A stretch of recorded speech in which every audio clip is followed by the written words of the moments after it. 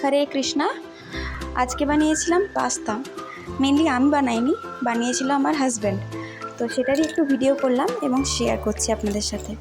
প্রথমেই পাস্তাটাকে গরম জলে সেদ্ধ করে নিতে হবে। কড়াইতে একটু বাটার এবং ঘি ভালো করে গরম করে নিতে হবে। তারপর গ্রেট করে রাখা আদা দিয়ে নাড়তে হবে। আদার সঙ্গে একটু গোলমরিচও দিয়ে দেবেন, তাতে গোলমরিচের ফ্লেভারটা এনহ্যান্স হয়। এরপর দিয়ে দিচ্ছি গ্রেট করে রাখা গাজর। গাজর গ্রেট করে দিলে পাস্তাতে খেতে খুব টেস্টি হয়। আপনারা এটা একবার ট্রাই করে দেখতে পারেন। দিয়ে দিচ্ছি অল্প একটু কাশ্মীরি লঙ্কার গুঁড়ো। এরপর দিয়ে দেবো বাকি ভেজিটেবলসের মধ্যে ছিল red bell pepper, yellow bell pepper এবং গ্রিন ক্যাপসিকাম। সমস্ত কিছু সবজি দিয়ে ভালো করে নাড়ার পর দিয়ে দেব অল্প একটু নুন। দিয়ে দিচ্ছি কাঁচা লঙ্কা কুচি এবং টমেটো কুচি। এই পাস্তাটা বানানোর জন্য আমি আলাদা করে রেড সস বানাইনি, টমেটো কুচি এবং টমেটো কেচাপ দিয়েই বানিয়েছিলাম।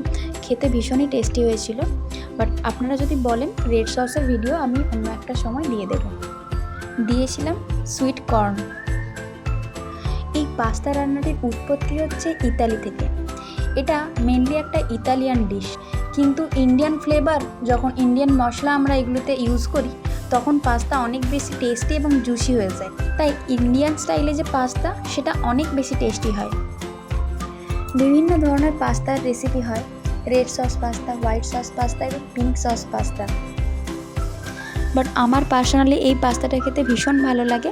আপনারাও একবার বাড়িতে ট্রাই করতে পারেন এই পাস্তাটা। এরপর যে সবজিগুলো আমরা ভেজে নিয়েছিলাম তার মধ্যে দিয়ে দিয়েছি soya sauce, tomato ketchup, oregano, chilli flakes, চিনি এবং কাশ্মীরি রেড চিলি পাউডার, এবং লাস্টে দিলাম অল্প একটু ক্রিম চিজ।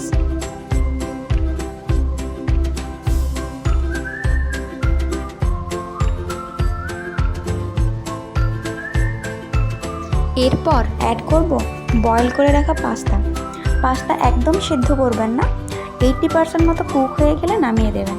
তারপর অল্প একটু অয়েল ব্রাশ করে রেখে দেবেন। দেখবেন পাস্তাটা একদম গলে যাচ্ছে না। পুরো পাস্তাটিকে ভালো করে মিশিয়ে নেওয়ার পর আবার একটু ক্রিম চিজ দিয়ে ভালো করে নেড়ে চেড়ে মোজারেলা চিজ ওপর থেকে ছড়িয়ে 5 থেকে 10 মিনিটের জন্য ঢেকে রাখবো।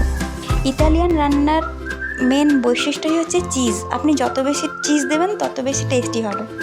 তো আমরা এখানে চিজ দিয়ে কিছুক্ষণ ঢেকে রেখে ওপর থেকে ধনেপাতা কুচি ছড়িয়ে গরম গরম সার্ভ করেছিলাম। এটা ভীষণই টেস্টি হয়। আপনারা অবশ্যই একবার বাড়িতে ট্রাই করবেন। সবাই খুব ভালো থাকবেন। হরে কৃষ্ণা।